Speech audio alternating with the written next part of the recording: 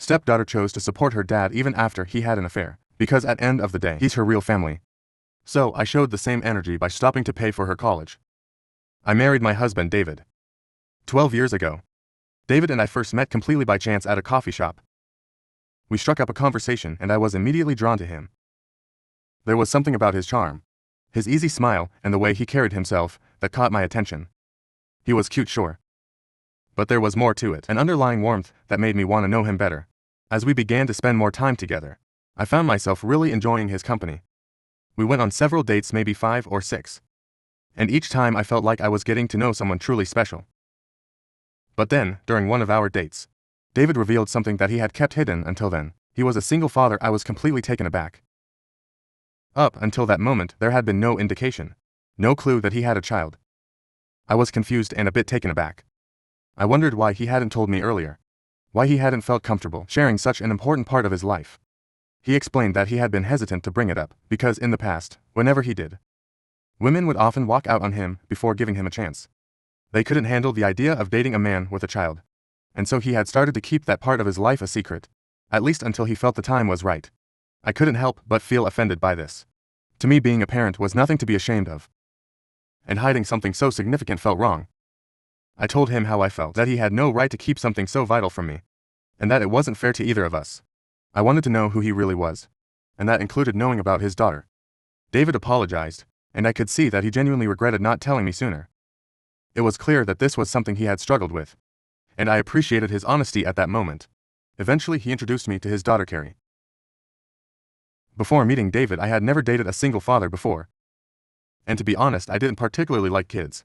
So, I was a bit nervous about meeting his daughter. It wasn't that I disliked children, but I had just never really connected with them, or spent much time around them. But when I met Carrie, I was pleasantly surprised.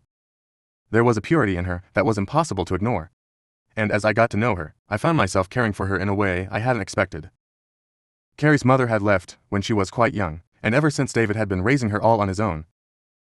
It was clear to me from the beginning how much he loved her, and how dedicated he was to being both a father and a mother to her. He had done everything he could to fill both roles. But I could also see that there was a part of Carrie that was missing, something, a female figure in her life. Carrie was immediately intrigued by me. I could tell that she was curious, maybe even hopeful about what role I might play in her life. Despite my initial nerves, Carrie was such a sweet and open-hearted child, and it was hard not to be drawn in by her warmth and innocence. I was nervous though. Forming a connection with Carrie felt like a big and more permanent step, and I didn't want to rush into anything, especially since my relationship with David was still relatively new. But David, sensing my hesitation, was incredibly understanding.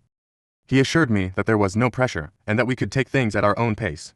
He wanted me to feel comfortable, and he also wanted to make sure that Carrie felt secure and happy. Fortunately, everything worked out better than I could have hoped. As our relationship continued, I began to see that I wasn't just dating David, I was becoming part of their family. The three of us just fit together in a way that felt natural and right. It all just happened organically.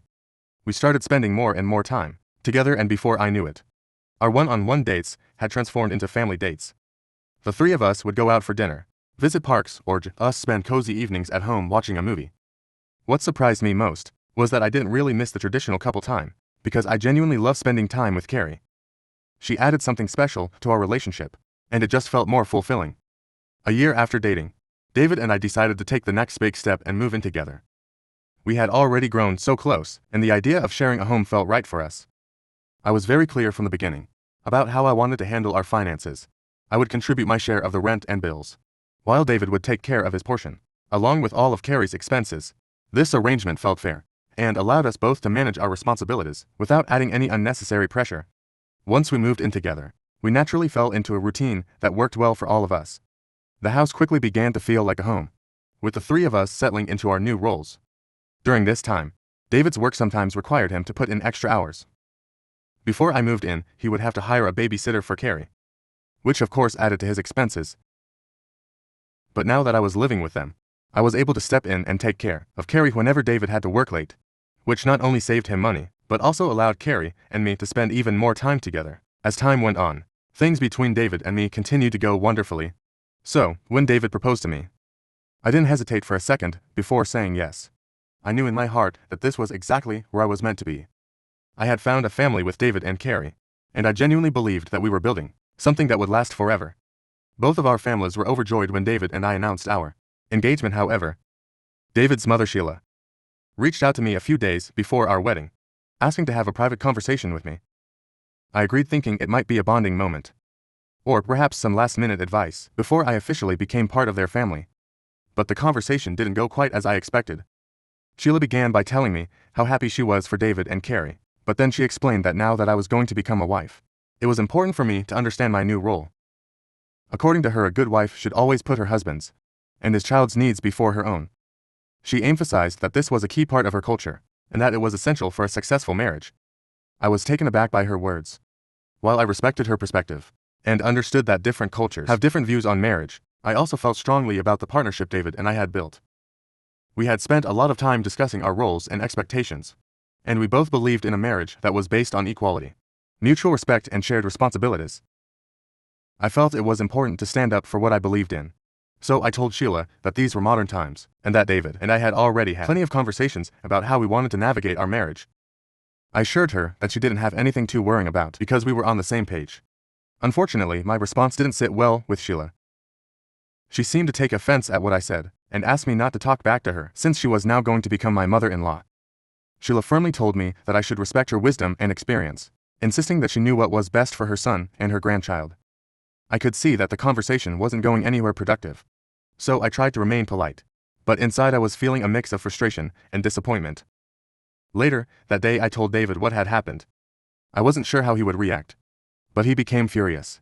He felt that his mother had clearly overstepped her boundaries by trying to impose her beliefs on me, especially right before our wedding.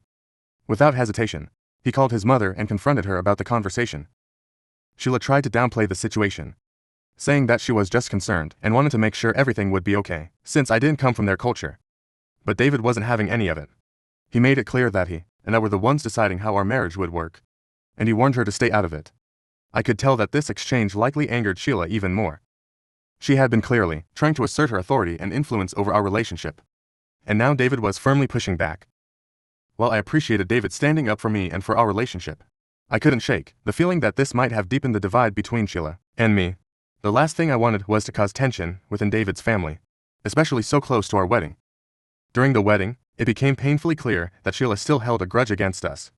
While most of our guests were full of joy and congratulations, Sheila didn't offer any congratulations, and when it came time for the photographer to capture the family photos, she outright refused to participate. David, however, seemed unfazed by his mother's behavior. I suppose he had grown accustomed to her occasional tantrums, and had learned to ignore them. Throughout the day, he didn't let her mood affect him, and he focused on enjoying our special day. I admired his ability to stay calm and keep his focus on what really mattered, but I couldn't help but feel a bit bad for Sheila. Despite everything, she was David's mother, and I knew this day was significant for her too, even if she wasn't showing it in the way we might have hoped. At one point, I decided to approach Sheila and try to smooth things over. I didn't want this lingering tension to cast a shadow over our relationship, but when I approached her, hoping for at least a civil conversation, she immediately shut me down. She told me in no uncertain terms that this situation was my fault, accusing me of creating a rift between her and David. Her words were harsh and left little room for reconciliation. At that moment I realized that there was nothing more I could do. I had tried to extend an olive branch, but she wasn't ready to accept it, so I left it at that despite Sheila's behavior. The rest of the wedding went incredibly well. One of the most beautiful moments of the day was seeing Carrie take part in our celebration. She was our flower girl, and she was absolutely radiant as she walked down the aisle, scattering petals with a bright smile on her face. For the past 12 years since I married David, I've been as much of a parent to my stepdaughter, Carrie, as he has. I've been there for her in every way a parent could be, from attending her school events to inviting her friends over for a sleepover. Since getting married, I've never thought twice about contributing financially to her upbringing, either whether it was paying for her school expenses or funding our family vacations, like our yearly trips to Disney or other places we've traveled together. Given that I earn significantly more than David, it just made sense for me to take on these responsibilities, and I did so gladly because I saw Carrie as my own. However, life changed when 2 years ago, David lost his job suddenly when his company laid off a significant number of workers. It was a tough blow for him and he was understandably upset.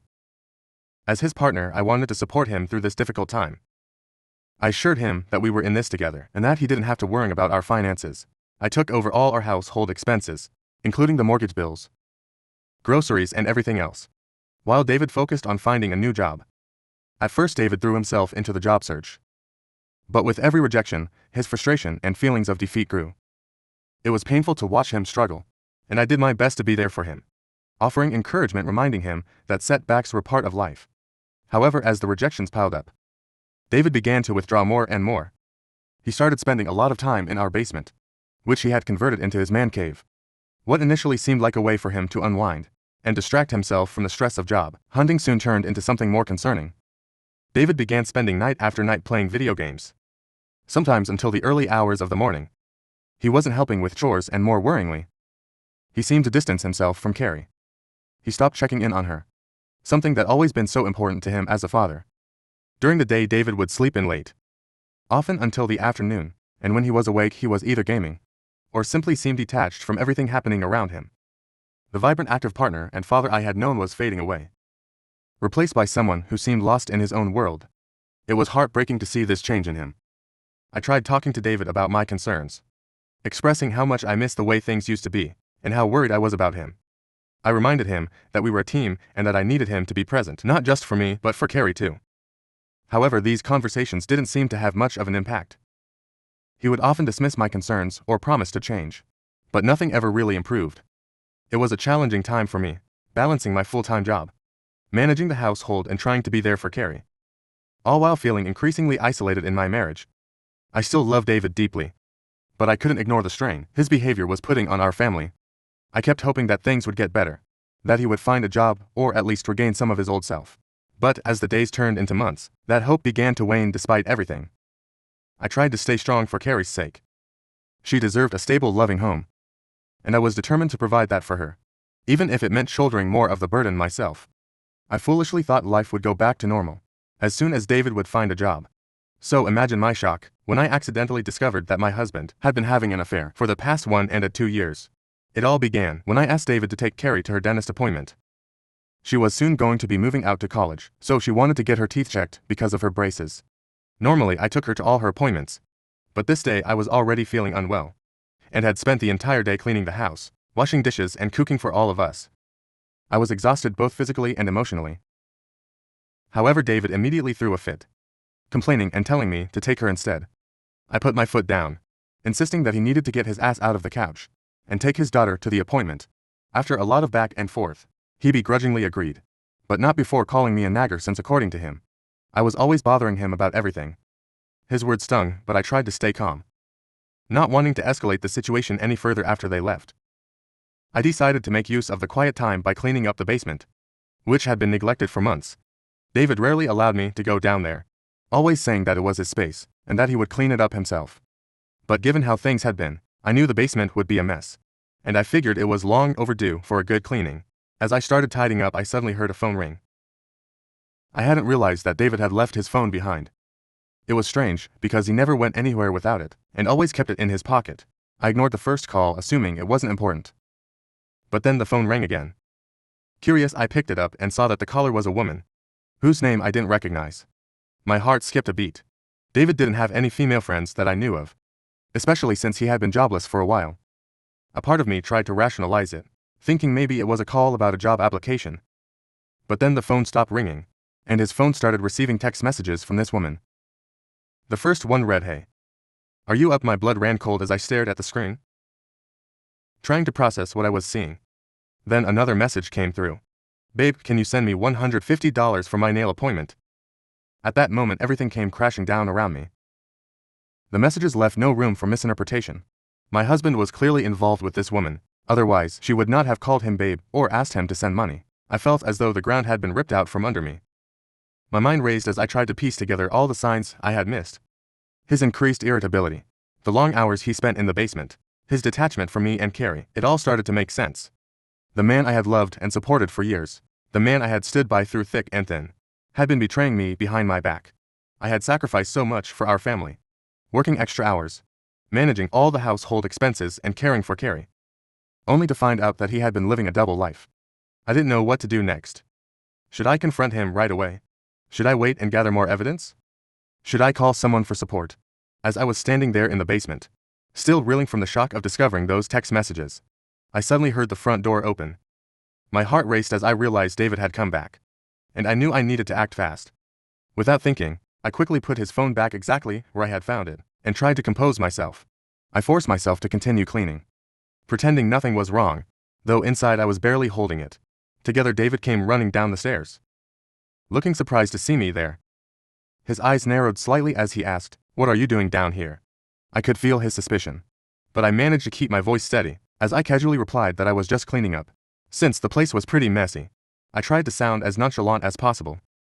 For a moment, he looked at me closely as if trying to gauge whether I knew something.